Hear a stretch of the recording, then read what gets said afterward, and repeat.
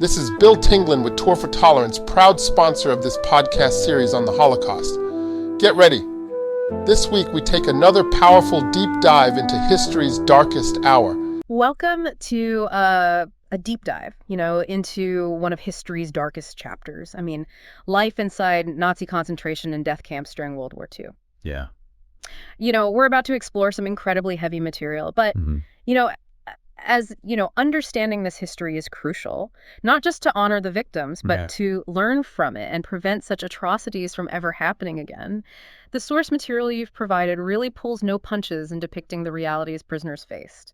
We're going to be focusing on excerpts from a chapter that dives into daily life in the camps. Yes, it's going to be a harrowing journey. But within this chapter, there are nuances that often get overlooked in broader Holocaust narratives.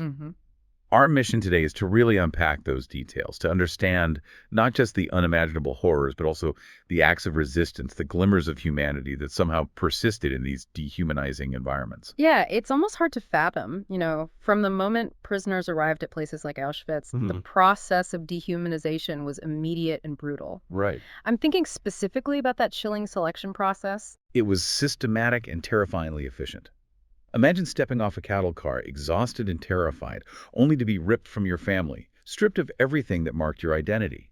In a matter of moments, your fate, whether you'd be sent to forced labor or immediate extermination, was decided often by a single glance from someone like Dr. Joseph Mengele. Mengele, the angel of death. His presence at Auschwitz casts such a long shadow. It's one thing to read about him in textbooks, but this chapter delves into the psychological impact he had on prisoners. Right. He wasn't just a distant figure signing death warrants. He was a constant looming threat. Absolutely. What's particularly disturbing is how he used his medical knowledge to pervert the very notion of healing.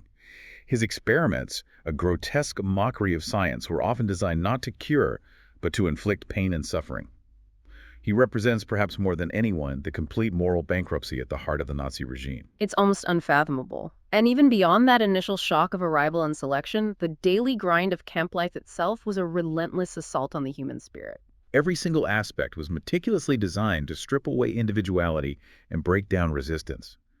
Roll calls in the bitter cold or sweltering heat, back-breaking labor with barely any rest, and those meager rations that barely kept people alive.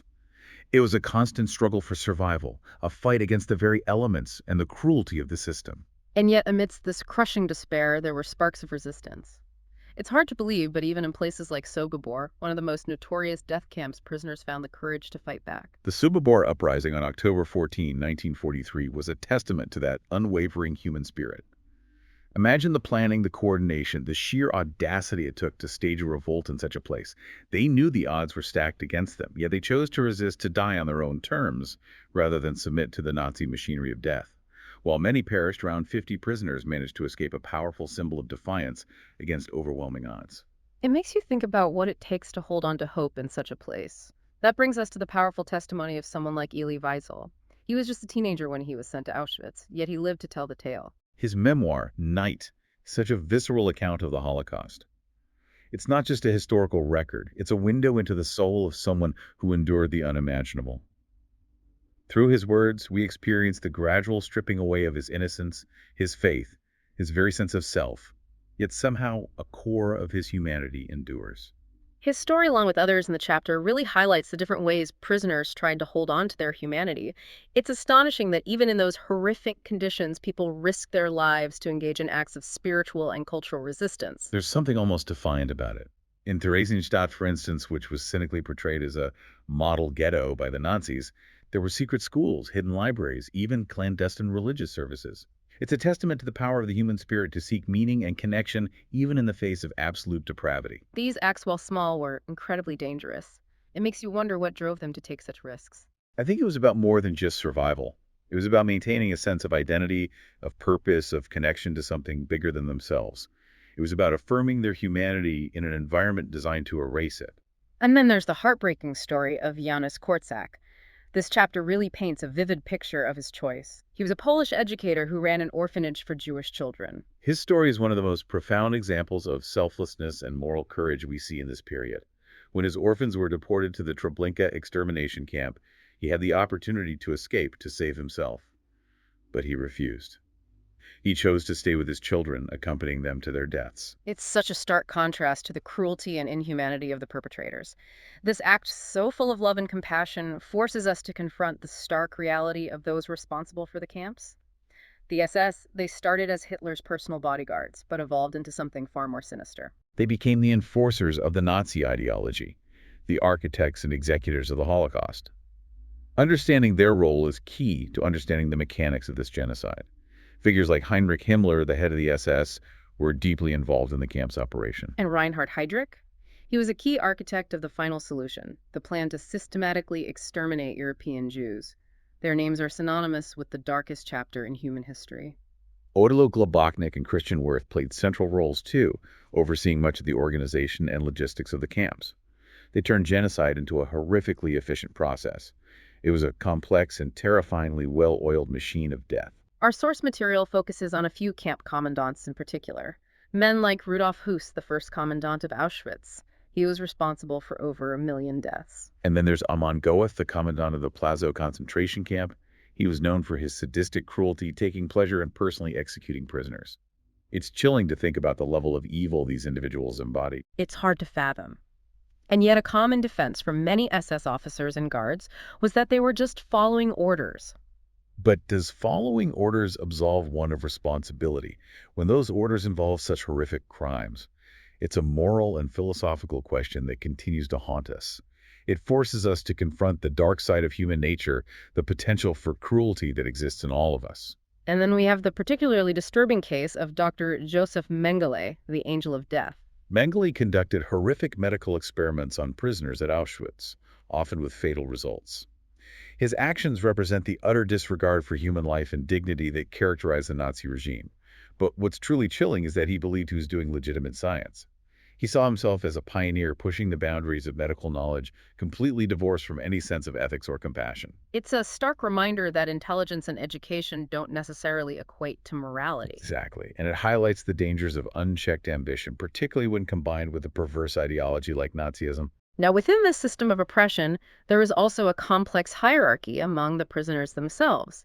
The source material describes the Kapos system. The Kapos were prisoners given a sliver of power by the SS. They were tasked with overseeing work details, enforcing discipline, often with brutality.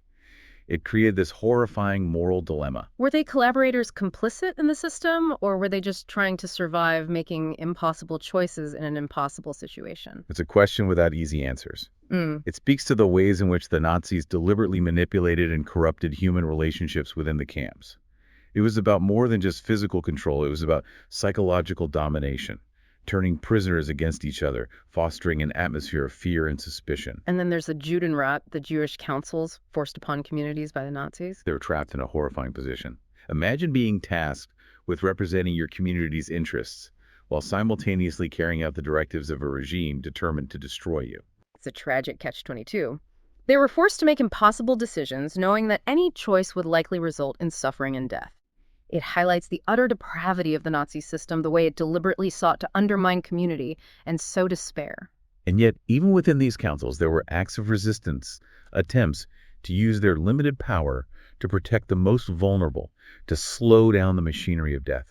It's a testament to the enduring human spirit, the refusal that completely surrender to the darkness. It's fascinating how, even within this system, designed to eradicate hope, there were those who actively sought to create it. Those secret schools, hidden libraries, they weren't just about preserving knowledge. Right. They were about preserving the human spirit itself. It's almost hard to imagine in a place like Theresienstadt where every aspect of life was controlled. Right. Prisoners found ways to nurture the minds of children, to risk everything to provide a semblance of education, a connection to the world outside the barbed wire. It speaks volumes about their courage and resilience. And it underscores the fundamental human need for knowledge, for connection, for something that transcends the brutal realities of the present moment. Think about the psychological impact of those hidden books. They offered a window into different worlds, a reminder that beauty and imagination still existed even amidst such ugliness. It's a powerful reminder that even in the darkest of times, the human spirit can find ways to resist, to create, to connect. And that these acts, however small, can have a ripple effect impacting others in profound ways. It also highlights the hypocrisy of the Nazi regime. They presented Theresienstadt as this model ghetto to deceive the outside world. Right. Yet even within their carefully constructed facade, the human spirit found a way to push through the cracks to assert its own narrative. It makes you realize that resistance can take many forms. It's not always about armed uprisings or grand gestures. Right. It's also about the quiet acts of defiance, the refusal to let your spirit be completely broken. And these acts often came at a tremendous personal cost. We can't forget the risks they took, the constant threat of discovery and punishment that hung over them. It's a testament to their courage and their unwavering belief in something greater than themselves. You mentioned earlier the psychological manipulation employed by the Nazis pitting prisoners against each other. The Kapos system is a chilling example of that. The very structure of the Kapos system was designed to erode trust and solidarity among the prisoners. It created a moral quagmire, forcing individuals into impossible choices, often with devastating consequences for themselves and others. It's hard to judge those who are caught in that system. How do you weigh survival against complicity? Right. How do you maintain your own humanity while being forced to participate in the dehumanization of others? It's a question that continues to challenge us. It forces us to confront the complexities of human nature, the ways in which power can corrupt, and the limits of our own moral compass when faced with extreme situations. And then there's the Judenrat, another layer of moral complexity within this horrific system. Imagine being a member of the Judenrat, forced to act as a liaison between your community and the Nazi regime, to be tasked with implementing policies that would ultimately lead to the destruction of your own people. The psychological toll must have been unimaginable. It's a testament to their strength and resilience that some members of the Judenrat were able to use their position to offer some level of protection, to delay deportations, to try and mitigate the worst of the Nazi policies. It underscores the fact that even within this system of absolute terror, there were individuals who found ways to resist, to fight back, to hold on to a sliver of hope. Their stories deserve to be remembered not just for their bravery, but for the insights they offer into the human condition under duress. It seems like a common thread throughout all of these stories is the concept of dehumanization. The Nazis went to great lengths to strip Jews of their humanity, to portray them as less than human, as a threat to be eliminated. Dehumanization is a key element in any genocide. It's about creating an other, a group that can be demonized, ostracized, and ultimately destroyed without guilt or remorse. It's chilling to think about the ways in which they used propaganda, hate speech, and violence to achieve this. They manipulated language, distorted history, and created a culture of fear and suspicion that allowed them to carry out their horrific agenda. And it's important to remember that dehumanization doesn't happen overnight. Right. It's a gradual process, often starting with subtle forms of prejudice and discrimination that can easily go unnoticed or unchallenged. It's something we need to be acutely aware of in our own time, as we see the rise of intolerance and extremism around the world.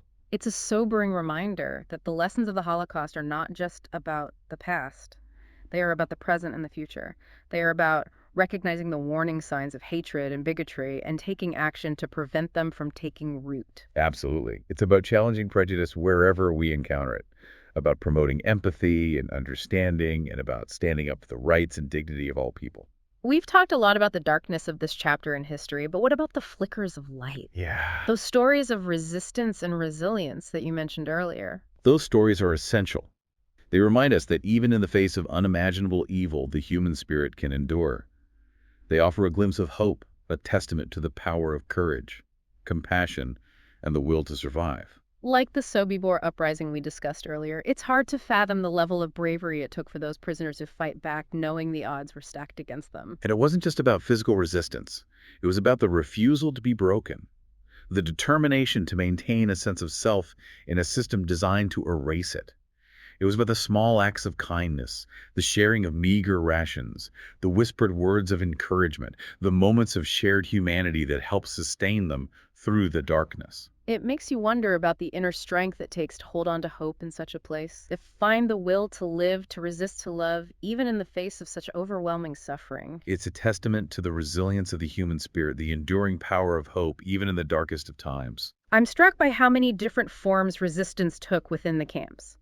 It wasn't always about armed rebellion, though those acts were incredibly courageous. It was also about the everyday acts of defiance, the refusal to be completely dehumanized. Yes, those seemingly small acts were incredibly significant. Think about the prisoners who risked their lives to create art, to write poetry, to hold religious services in secret. Those acts were a way of reclaiming their humanity, of asserting their individuality, of refusing to be defined solely by their suffering. And the efforts to educate children, to pass on knowledge and traditions, to nurture their minds and spirits in such a toxic environment. It's hard to comprehend the level of dedication and selflessness that required. It speaks to the fundamental human need for connection, for meaning, for something that transcends the immediate horrors of their situation. It's a testament to the power of hope, the belief that even in the darkest of nights, a new dawn might eventually break. These stories of resistance and resilience are incredibly inspiring. They offer a glimpse of light amidst the darkness, a reminder that even in the face of overwhelming evil, the human spirit can endure. It's a potent reminder that resistance doesn't always, have to be grand or overt. Sometimes it's the act of simply holding on to your humanity, your dignity in the face of forces designed to strip you of those very things. And those acts had a ripple effect. They provided not only self-preservation, but a sense of community, of shared purpose that helped people endure those horrific conditions. But this chapter also forces us to look at the other side of the equation, those who were complicit, who made this system of terror possible. It wasn't just a handful of fanatics at the top. It was a vast network of individuals who participated actively or through passive acceptance. That's one of the most disturbing aspects of this history. It wasn't just the architects of the Holocaust. It was the countless individuals who allowed it to happen. The train conductors who transported people to the camps, the bureaucrats who stamped the paperwork, the neighbors who looked the other way. It's a stark reminder that evil doesn't always announce itself with a roar. It can creep in slowly disguised as obedience, conformity, or even indifference. It makes you wonder about the choices people make when confronted with such a system. Where do you draw the line? How do you resist when the consequences are so dire? Yeah, that's something I grapple with. It's easy to judge from the outside. Right. But the reality is most of us have never faced such extreme circumstances. Exactly. This chapter isn't about passing judgment. It's about understanding the complex factors that contributed to the Holocaust. It's about recognizing the warning signs, the subtle ways in which prejudice and discrimination can escalate into something far more horrific. It makes the lessons of this history all the more relevant today, doesn't it? We see rising nationalism, xenophobia, and intolerance in different parts of the world. It's a reminder that the seeds of hatred and division are always present. And it's our responsibility to challenge those ideas, to stand up for those who are marginalized and targeted, to ensure that history doesn't repeat itself. We can't just passively remember. We have to actively learn from this dark chapter in human history. I completely agree. And part of that learning involves confronting uncomfortable truths. It's not enough to just condemn the actions of the perpetrators. We have to understand the conditions that made those actions possible, the social, political, and psychological factors that allow evil to flourish. This deep dive has been a sobering experience. The sheer scale of the Holocaust is difficult to comprehend, the cruelty almost unimaginable. But within the horrors, there are also stories of courage, resilience, and even love that offer a glimmer of hope. That's what I always find so compelling about studying this history. As dark as it is, it also reveals the strength of the human spirit. Even in the face of unimaginable suffering, people found ways to resist, to maintain their dignity, to connect with each other. Those stories are so important to remember. They remind us that even in the darkest of times, there is always a choice to be made. A choice between succumbing to the darkness or fighting back however we can. And that brings me to a final thought I want to leave you with. As you continue to reflect on the source material, I encourage you to consider this. What would you have done? Not in a hypothetical sense, but in a very real, visceral way. Imagine yourself in those shoes, facing those impossible choices. It's an uncomfortable exercise, but a necessary one. Because confronting that question, grappling with those moral dilemmas, is the first step towards ensuring that we as individuals and as a society never allow such atrocities to happen again. That's a powerful and challenging thought. It's a responsibility we all share to learn from the past, to be vigilant in the present, and to work towards a future where such horrors are never repeated. Thank you for joining us on this deep dive.